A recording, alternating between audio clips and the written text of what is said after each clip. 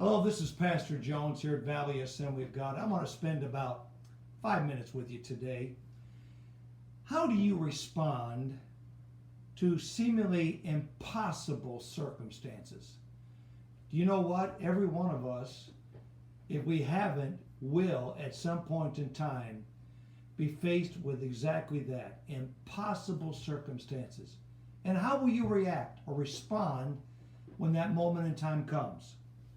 Will it be with fear, or will it be with a demonstration of God-given faith? King Saul and his son Jonathan illustrate this beautifully. What a contrast we see between these two individuals.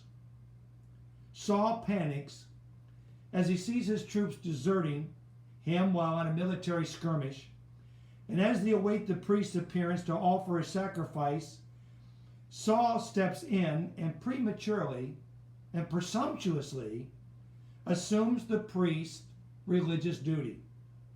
He said, I saw that men were scattering. You know what he was? He was frazzled by the circumstances. Then we see that he said, I thought, now the Philistines will come down against me. What was Saul ruled by? He was ruled by fear. Then he says, I felt compelled to offer a burnt offering. What prompted him? Emotions. Emotions that were out of control because he had no faith. What were the consequences? Saul was disenfranchised as the king. His life ended prematurely. And his life ended, if I could say this, 1,000,000 miles from God. That was the consequences.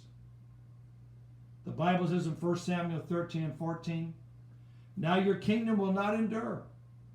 The Lord has sought out a man after his own heart and appointed him leader because you have not kept the Lord's command. Now Jonathan, by contrast, is vastly outnumbered by the Philistine army, yet he chooses to believe God and to use him in defeating them. Come, let us go over to the Philistines. Jonathan decided to scope out the enemy. Let's see what we got up against us here. Nothing can hinder the Lord from saving, whether it by many or by few. You know what Jonathan chose? He chose to believe God, to use him to destroy the enemy. The consequences?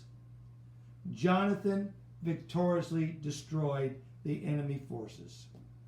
Saul saw challenging circumstances through the eyes of fear.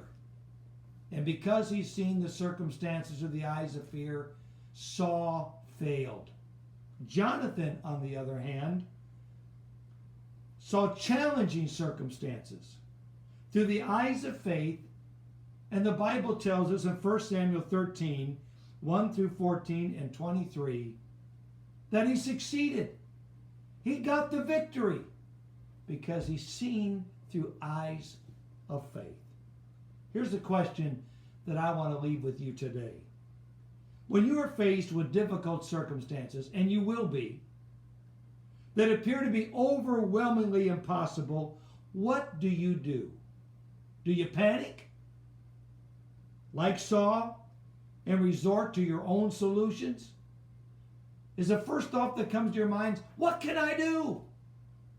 Or do you, like Jonathan, genuinely trust God and see him come through with the very solution you need at that moment in time? Every one of us are going to face impossible circumstances in life. The question will be how you respond. Will it be with fear, or will it be with faith? May every one of us follow Jonathan's example and be men and women of faith today. Hope I've challenged you. You have a great day. This is Pastor Jones saying, God bless.